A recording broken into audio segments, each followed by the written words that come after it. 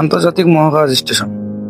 আন্তর্জাতিক মহাকাশ স্টেশন হলো পৃথিবীর কক্ষপথে অবস্থিত একটি বৃহত্তম বাসযোগ্য কৃত্রিম উপগ্রহ এবং গবেষণাগার। এটি আন্তর্জাতিক মহাকাশ সহযোগিতায় একটি অসাধারণ উদাহরণ, যেখানে বিভিন্ন দেশের মহাকাশ সংস্থা একত্রিত হয়ে কাজ করে। 1998 সালের 20 নভেম্বর আন্তর্জাতিক মহাকাশ স্টেশনের প্রথম অংশ জারিয়া উৎক্ষেপণ করা হয়। এরপর ধীরে ধীরে বিভিন্ন মডিউল যোগ করে এটিকে সম্পূর্ণ করা হয়েছে।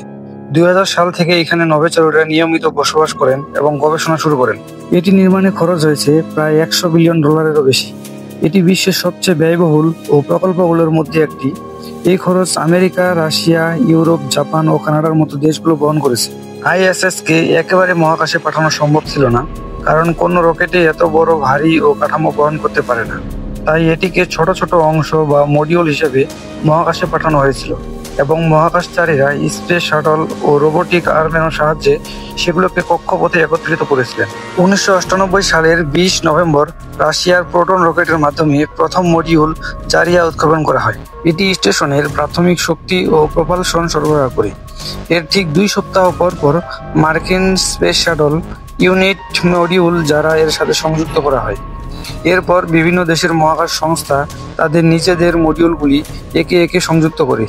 ইন্টারন্যাশনাল স্পেস স্টেশনের দৈর্ঘ্য প্রায় 109 মিটার এবং প্রস্থ প্রায় 73 মিটার। এটি আমেরিকায় একটি ফুটবল মাঠের চেয়েও বড়।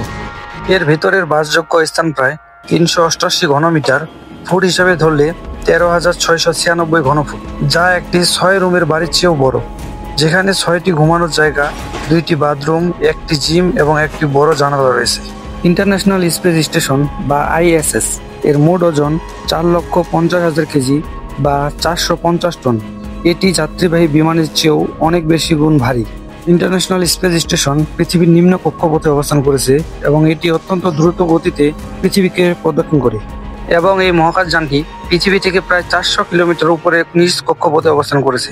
এই উচ্চতা লো আর্থ অরবিট নামে পরিচিত। গতি: ইন্টারন্যাশনাল স্পেস স্টেশন প্রতি সেকেন্ডে 7.67 কিলোমিটার গতিতে ভ্রমণ করে, যার প্রতি ঘন্টায় দাঁড়ায় 27,600 কিলোমিটার। এই অবিশ্বাস্য গতির কারণে ইন্টারন্যাশনাল স্পেস স্টেশন প্রতিদিন প্রায় পৃথিবীকে 16 বার প্রদক্ষিণ করে। ফলস্বরূপ এর ভেতরে মহাকাশচারীরা প্রতিদিন প্রায় 16টি সূর্যোদয় ও সূর্যাস্তের সাক্ষী হন, যা 90 মিনিটে পৃথিবীকে একবার প্রদক্ষিণ করে। আন্তর্জাতিক মহাকাশ স্টেশনের প্রধান উদ্দেশ্য হল মহাকাশে এমন সব গবেষণা চালানো যা পৃথিবীতেও সম্ভব নয়।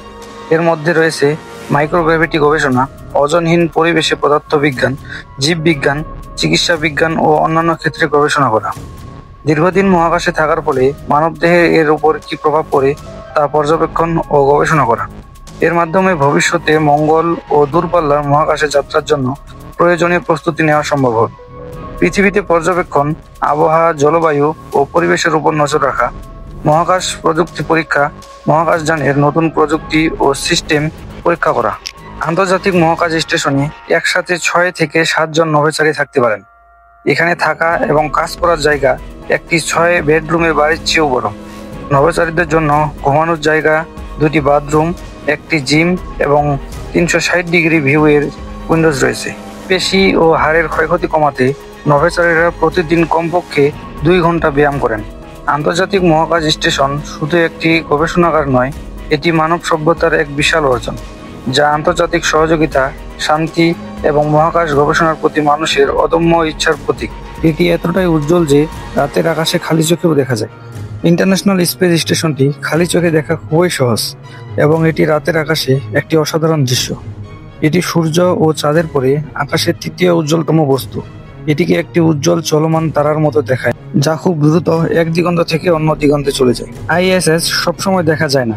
এটি কেবল সেই সময়গুলিতে দেখা যায় যখন সূর্যের আলো এর বিশাল সৌর প্যানেলের প্রতিফলিত হয় এবং তা পৃথিবীতে পৌঁছায়। সাধারণত সূর্যাস্তের 1-2 ঘন্টা পরে অথবা সূর্যোদয়ের 1-2 ঘন্টা আগে এটি দেখা যায়। এই সময়গুলিতে আকাশ যথেষ্ট অন্ধকার থাকে, কিন্তু ISS এর কক্ষপথে সূর্যের আলোতে আলোকিত হয়। ISS দেখতে হলে একটি পরিষ্কার মেঘমুক্ত আকাশ প্রয়োজন। শহর থেকে দূরে, যেখানে আলো দূষণ কম, এমন জায়গায় যেতে হবে যেখানে দৃশ্যটি আরো ভালো দেখা যায়। কোন দিকে তাকাতে হবে এবং কোন দিক দিয়ে আসবে ইন্টারন্যাশনাল স্পেস স্টেশন আপনারা ওই বিভিন্ন ওয়েবসাইটে পাবেন এবং বিভিন্ন অ্যাপে পেয়ে যাবেন।